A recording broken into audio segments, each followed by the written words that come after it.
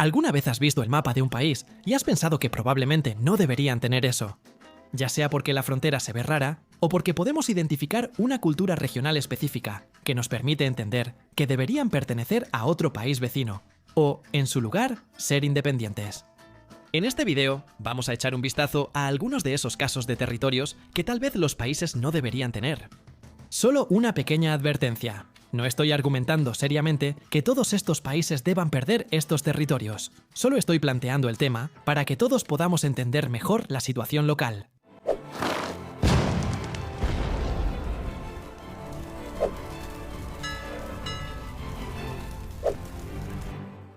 Comenzando con Tíbet y China, la existencia del Tíbet a lo largo de la historia se ha dividido entre la independencia y el dominio chino. Desde los primeros estados tibetanos independientes hasta la dinastía Yuan y luego la dinastía Qing, existió como su propio reino más recientemente, entre 1912 y 1951.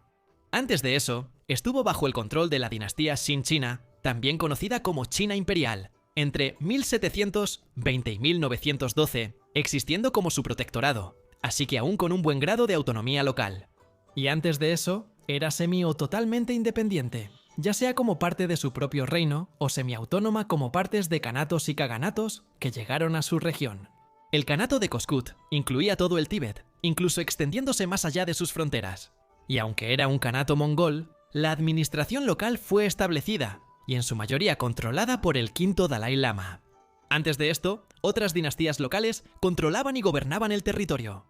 Tíbet quedó bajo el control de la dinastía Qing de China por primera vez en 1720, después de que expulsaron a las fuerzas del Kanato Dzungar de Tíbet. Con el colapso de la dinastía Qing, se suponía que la República de China debía conservarlo, pero nunca pudo imponer su autoridad allí. Y el gobernante de Tíbet, el Dalai Lama, declaró que la relación de Tíbet con China terminó con la caída de la dinastía Qing y proclamó su independencia. Tíbet y Mongolia Exterior también firmaron un tratado proclamando el reconocimiento mutuo de su independencia de China. Y aunque Mongolia sigue siendo un país independiente hoy en día, para 1951, la República Popular China invadió Tíbet y lo anexó. Estos eventos son descritos por el gobierno chino como una liberación pacífica, pero la administración central tibetana de la época y gran parte de la diáspora tibetana hasta hoy los consideran una invasión china. Su historia de autonomía o incluso independencia nos permite entender cómo tienen su propia historia y su propia identidad cultural, y su oposición al dominio chino, junto con esos factores, creo que constituye un argumento bastante sólido de que no deberían pertenecer a China hoy en día. Y luego Kurdistán, Irak. He mencionado Kurdistán muchas veces en videos anteriores, así que solo lo mencionaré brevemente aquí. El pueblo kurdo es un grupo étnicamente distinto que existe en Medio Oriente dentro de las fronteras actuales de Turquía, Siria, Irak e Irán. En su mayoría son musulmanes, pero también hay kurdos católicos e incluso judíos. Ninguno de los gobiernos de los 4 países en los que existen quiere concederles la independencia, ya que esto significaría perder parte de su territorio. Sin embargo, en Irak se les ha concedido un buen grado de autonomía en sus tierras del norte. De hecho, muchos dicen que estas áreas son, aparte de Bagdad, las únicas donde existe cierta estabilidad gubernamental, lo que demuestra su capacidad para gobernarse a sí mismos, lo cual, junto con su reclamo de soberanía y su identidad cultural diferente, muestra que quizás no deberían pertenecer a Irak. Hasta América, la bahía de Guantánamo, controlada por Estados Unidos en la isla de Cuba. Conocida por su terrible prisión, la bahía de Guantánamo es una bahía en el extremo sureste de Cuba. Es el puerto más grande en el lado sur de la isla. Después de la guerra hispano-estadounidense de finales del siglo XIX, Cuba se convirtió básicamente en un títere de Estados Unidos por un tiempo hasta la Revolución, y así en 1903 asumieron el control de esta bahía bajo un arrendamiento territorial indefinido, creando una base naval ahí. Pero incluso este arrendamiento reconocía que Cuba seguía teniendo soberanía sobre ella. Sin embargo, después de la Revolución cubana, las relaciones entre los dos países se volvieron muy negativas, pero Estados Unidos aún mantuvo su base ahí. La geografía del lugar también ayuda. Está rodeada de colinas empinadas, lo que crea un enclave que la separa del resto de la isla. El gobierno cubano rechaza la presencia de Estados Unidos y se niega a aceptar el pago de Estados Unidos por el arrendamiento, así que esto es una señal de que tal vez no deberían tenerla. En Oceanía, Papúa Nueva Guinea está limitada a la mitad de su isla, porque Indonesia controla la otra mitad. La isla de Nueva Guinea o Papúa es esta, pero está dividida en dos. La mitad oriental es el país soberano de Papúa Nueva Guinea, mientras que la mitad occidental está gobernada por Indonesia, que gobierna muchas otras islas en el sudeste asiático y Oceanía. Entonces, ¿por qué Papúa Nueva Guinea no gobierna toda la isla? Principalmente tiene que ver con el colonialismo. Durante la época colonial, la parte occidental de la isla era holandesa, mientras que la oriental era británica y alemana, y después de la Primera Guerra Mundial solo británica. Cuando Indonesia se independizó de los holandeses, conservaron su mitad de la isla como propia, mientras que la parte oriental pasó a un control temporal australiano, y luego obtuvo su independencia. Indonesia se independizó primero, así que no había un nuevo país al cual unirse. Y para cuando Papúa Nueva Guinea fue soberana, esto significaría dejar un país para unirse a otro. Además, hay tanta diversidad dentro de Papúa que exista una sola nación es difícil, y sinceramente, no tiene mucho sentido. Y en África, la propiedad de Cabinda por parte de Angola también podría ser cuestionable. Y esto también se remonta al colonialismo, en este caso, al de los portugueses. Cabinda es este exclave territorial de Angola, separado del resto del país por una estrecha franja de territorio que pertenece a la República Democrática del Congo. También limita al norte, con la República del Congo. En 1885, el Tratado de Simulambuku estableció a Cabinda como un protectorado del Imperio portugués. Finalmente, en el siglo XX, los nativos de Angola se rebelaron contra el dominio portugués, y Portugal finalmente les concedió la independencia. Todos los movimientos independentistas de Angola fueron invitados al tratado, excepto el de Cabinda, y el exclave, que formaba parte de Angola solo debido al colonialismo portugués, declaró su propia independencia, lo que llevó a una invasión por parte de Angola en 1975.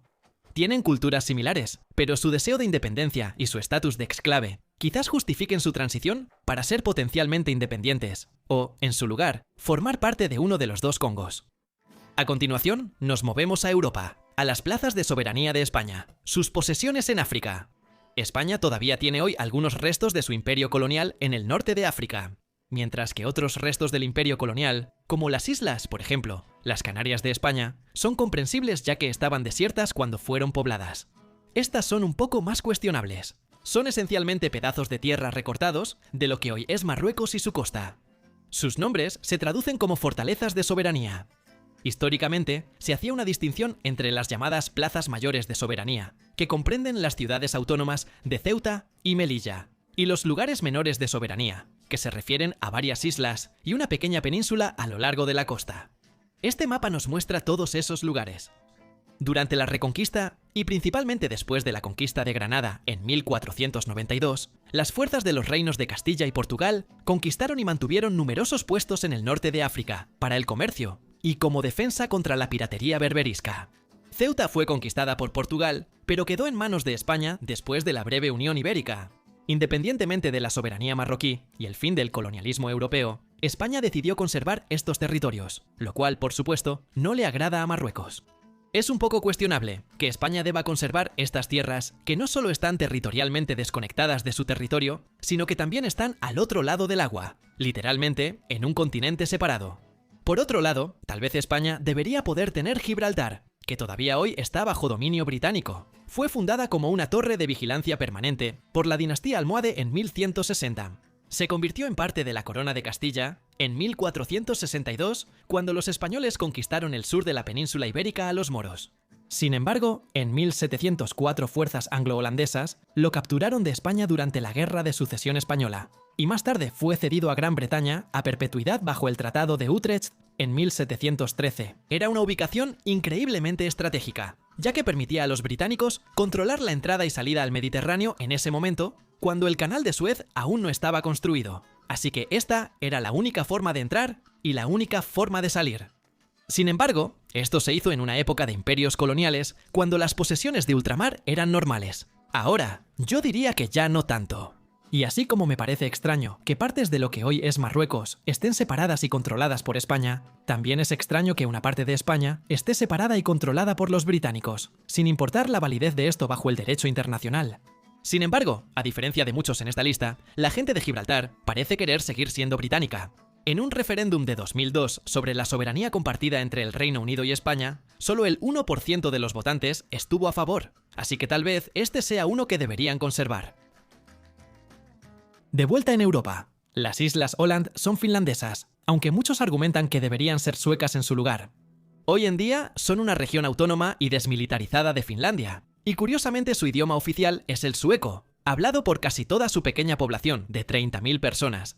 Se volvieron finlandesas y autónomas por una decisión tomada por la Sociedad de Naciones en 1921 tras la disputa de Åland.